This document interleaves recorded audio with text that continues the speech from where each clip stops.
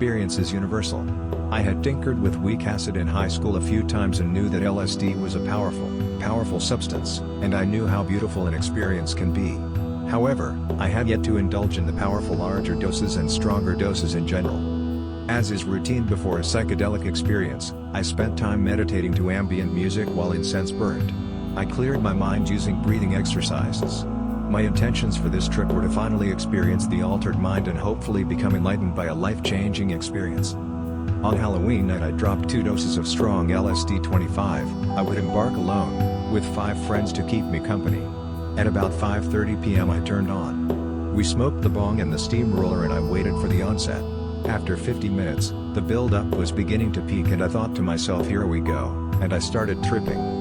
We smoked some more and then left my friend, D's apartment and headed back to our dorm. It was just me and my roommate, B, in the room when the trip peaked. I laid on my bed and thought. My thoughts looped uncontrollably. With hope of calming my mind a bit I asked B to play Touch of Grey, by The Dead. He put on my entire Dead playlist and it certainly calmed me down, which I was very relieved about.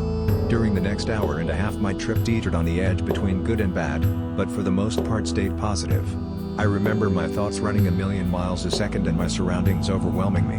The school pen and over B's bed rippled, the walls and desks breathed with me and my covers threatened to engulf me.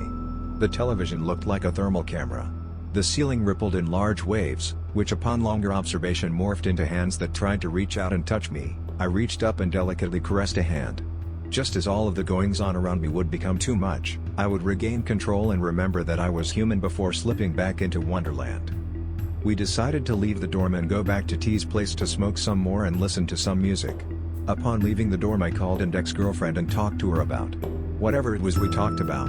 My trip had decreased a little in intensity, but I was certainly still vulnerable.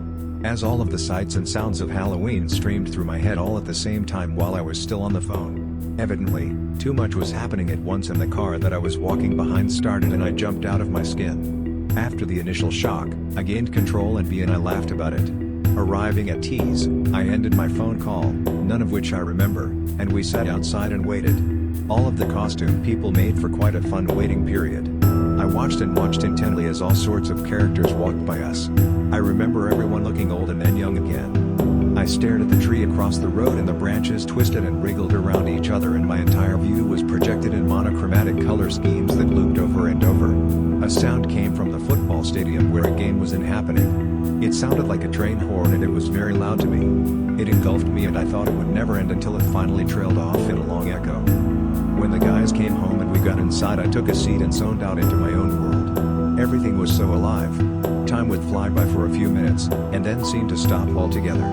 We smoked up the rest of our tent and chilled there until about 2 a.m. We left and went back to the dorm. We were there until about 5 a.m. I did random things around our hall in these hours. I talked with friends on the hall and played music. I watched about half of Alice in Wonderland and decided to leave the dorm and go for a walk. I was starting to come down by now with subtle visuals and audits. I put on my favorite trip music and walked. I don't know for how long I actually walked, but it must have been about 3 hours. I specifically remember finding a hill that I have still never found again. I walked down this hill and it was very steep. When I reached the bottom, I looked behind me and the hill looked like a wave about to crash over top of me. I finally came back to earth at about 8 a.m. and enjoyed the afterglow with a cup of tea and a cigarette. Overall, my trip lasted about 14 hours before I fell asleep. I enjoyed this experience more so than anything I had previously done. It is a beautiful experience and so enlightening. I certainly enjoyed it and will most definitely be experiencing more in the future.